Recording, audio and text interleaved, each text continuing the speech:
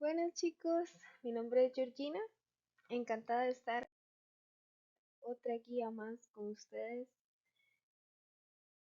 en donde vamos a hablar de un tema que probablemente hayan escuchado y es de la biotecnología. ¿Qué es la biotecnología?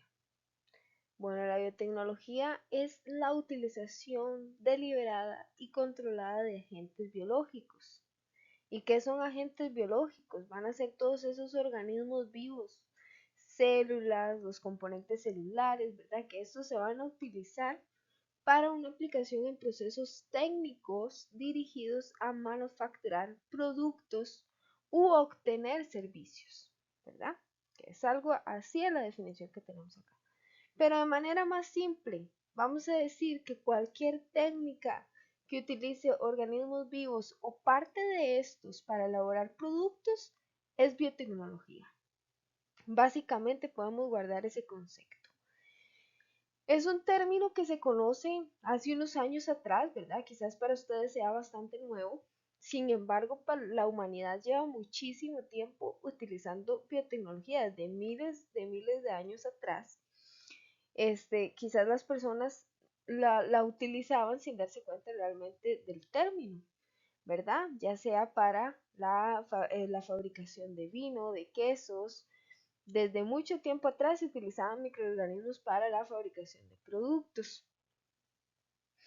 Eh, Vamos a hablar ahora en dónde podemos utilizar la biotecnología.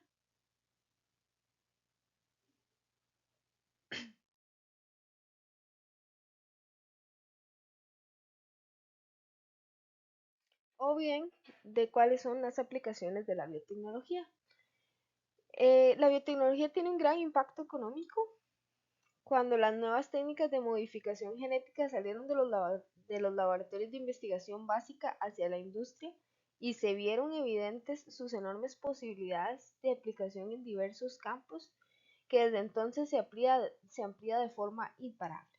Ok, ¿cuáles son estas aplicaciones? Como lo dijimos anteriormente, la alimentación, eh, desde mucho tiempo atrás se utiliza para la fabricación de vino y cosas así. Lo que pasa es que para las personas de antes lo hacían sin darse cuenta de cuál era el término y como más un misterio, ¿verdad? Siempre se ha utilizado lo que son bacterias, levaduras y hongos para producción de alimentos.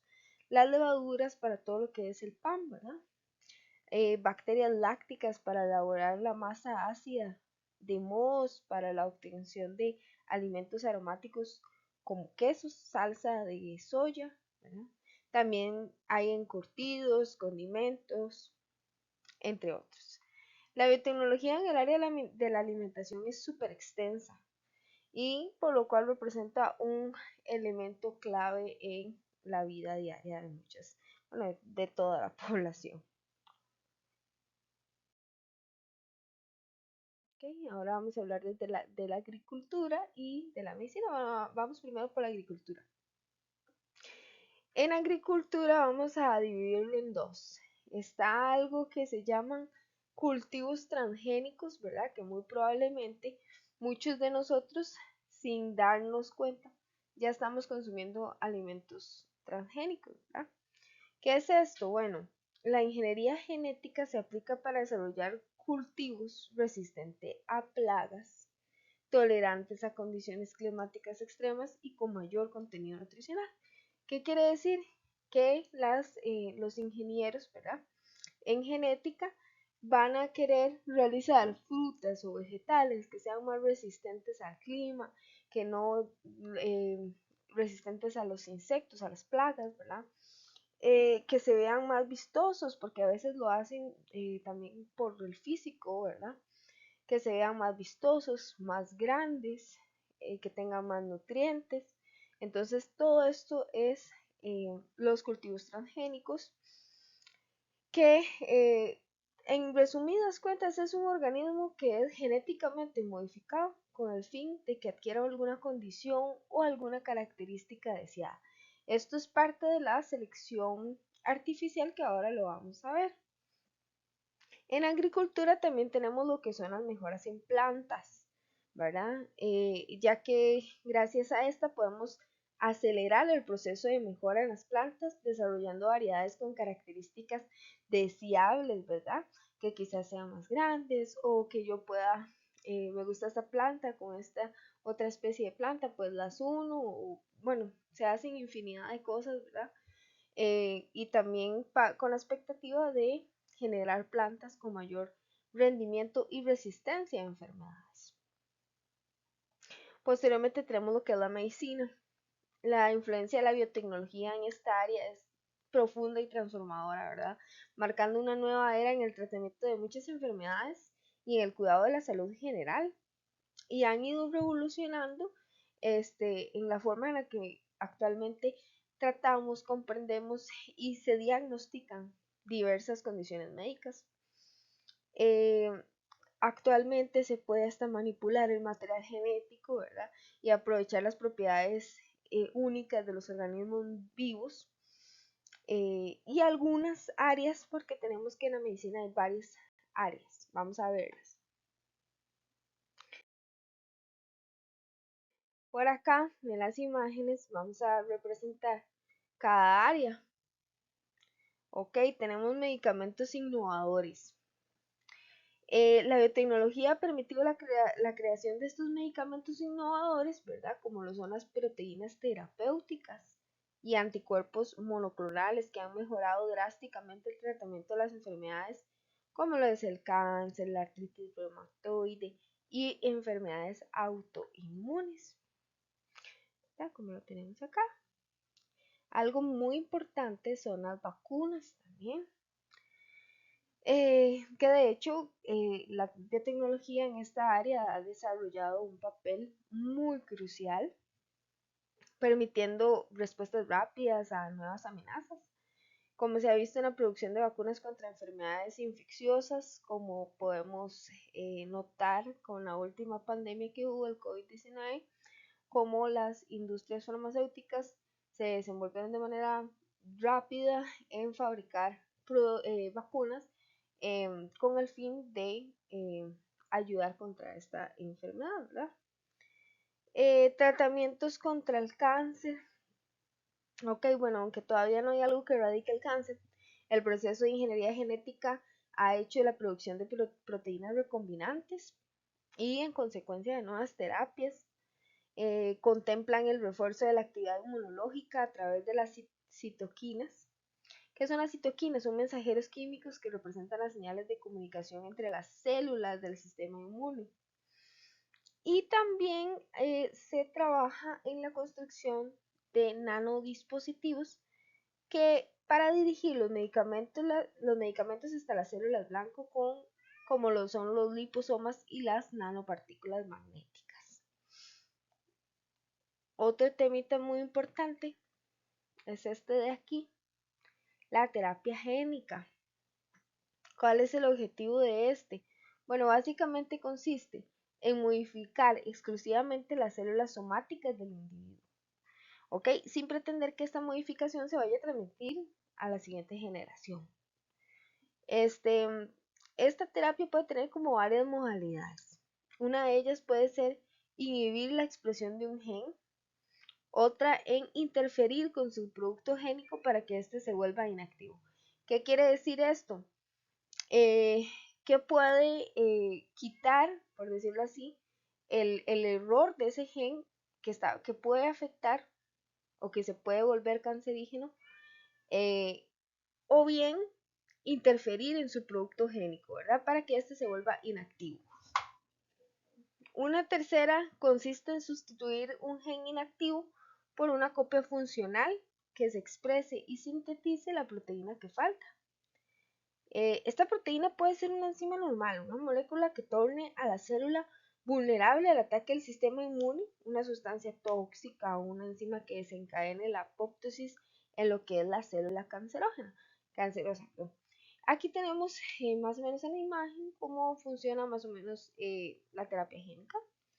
Se extraen las células del paciente, en el laboratorio se modifica, ¿verdad? Este es un tipo de modo. Se inserta un gen en el virus, el virus modificado se mezcla con las células del paciente, las células del paciente se modifican genéticamente y listo.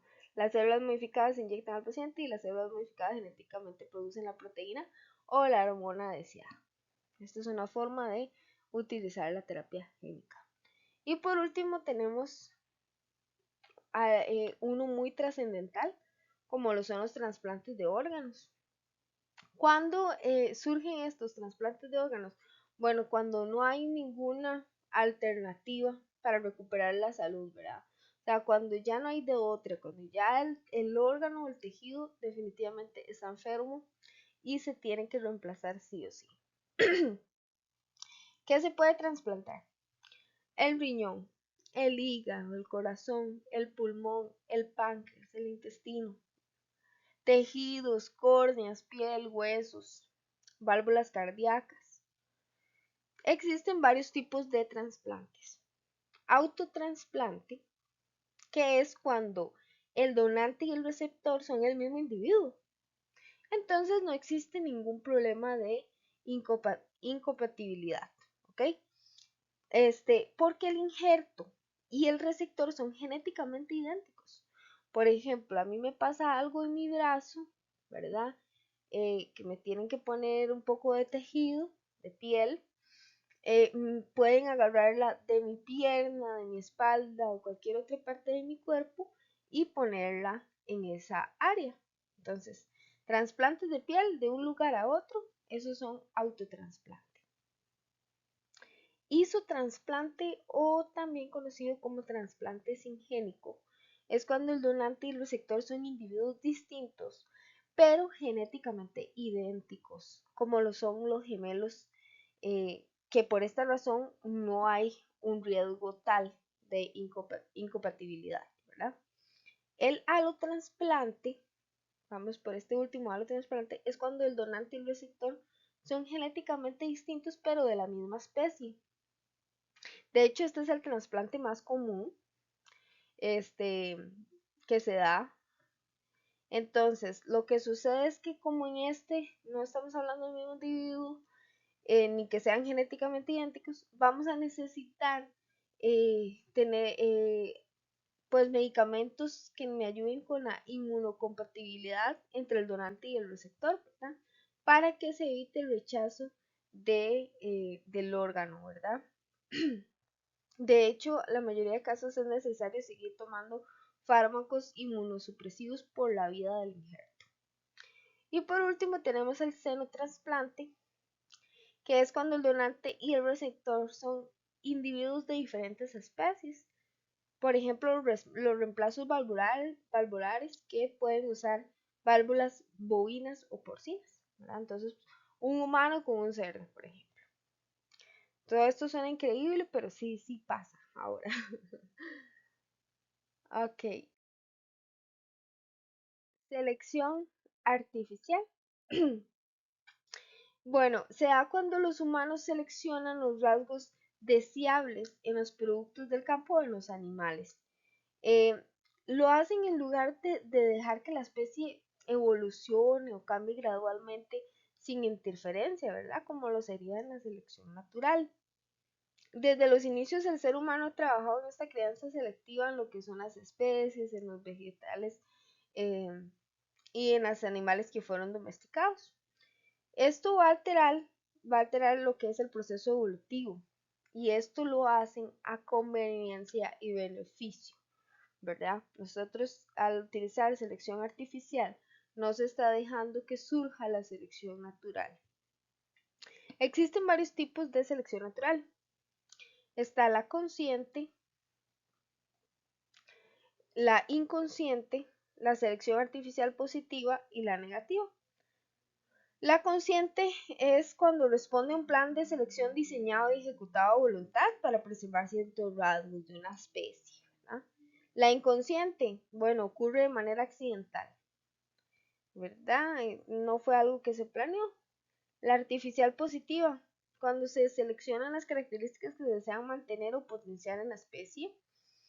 Y la selección artificial negativa, en ciertos casos algunas características podrían no ser consideradas como buenas o deseables. De hecho, la domesticación es considerada una forma de selección artificial.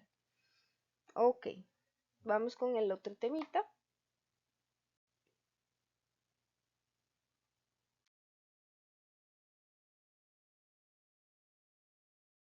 La reproducción humana asistida. Esta hace referencia a un conjunto de técnicas tales como la inducción de ovulación, la inseminación artificial, la fecundación in vitro, la inyección, la transferencia de embriones, entre otros, ¿verdad? Con el objetivo de lograr la gestación. ¿Qué es la inseminación artificial? Aquí vamos a tocar solo dos de muchos que hay en reproducción humana asistida, que va a ser la inseminación artificial y la fecundación in vitro. Entonces, ¿qué es la inseminación artificial? Bueno, es el depósito de forma no natural de espermatozoides en el tracto reproductor de la mujer con el objeto de conseguir una gestación. Y la fecundación in vitro es la unión, bueno, en el laboratorio, ¿verdad? Ya externo al aparato reproductor femenino de la mujer. En el laboratorio, la unión del gameto femenino y el gameto masculino se puede llevar a cabo mediante dos técnicas: la fecundación in vitro y la inyección intracitoplasmática del ovocito. De una forma más simple, se puede resumir que la fecundación in vitro es aquella que se da el resultado de la unión óvulo-espermatozoide fuera del organismo de la mujer para su posterior transferencia. Entonces, se saca el óvulo, se fecunda con el espermatozoide en el laboratorio y posteriormente se inserta. Para finalizar, vamos a hablar un poquito de lo que son las implicaciones de la biotecnología. Bueno, la biotecnología es una mina de oro que debemos aprender a cómo explotarla, en qué nos puede beneficiar, ¿verdad? Ya hemos a lo largo de este tiempo visto cómo hemos podido mejorar en áreas como lo son la alimentación, la cura de enfermedades, ¿verdad? Que ahí es donde debemos enfocarnos. Sin embargo, la biotecnología va ligada a una serie de temas, ¿verdad? Ya como un poco más éticos y morales, que para algunas personas estos procedimientos se pueden observar como bastante invasivos y cambiantes, como es la manipulación de la genética humana. Creo que ese es el tema más sensible, o bien también la bioseguridad e incluso los cambios que se le producen a los alimentos, cierta desconfianza. Eh, Muchas áreas de la biotecnología no tienen suficiente experiencia, o más bien no se puede garantizar del todo un éxito, entonces esto va a generar pues mucha desconfianza en la población. Pero podemos concluir que la biotecnología no es mala en sí, solo es una herramienta que tenemos que saber cómo manejar con sabiduría y con cautela, ¿verdad? Pero más bien todos nosotros tenemos que visualizar un mundo en donde la biotecnología traiga consigo pues una medicina más personalizada y accesible para todos, una agricultura más sostenible, eh, incluso los materiales que se utilicen sean más sostenibles para el ambiente también. Y considero que siempre y cuando se maneje el tema con precaución y respeto, pues la biotecnología podría ser una fuerza propulsora que nos puede llevar a un mundo mejor, definitivamente. Muchas gracias.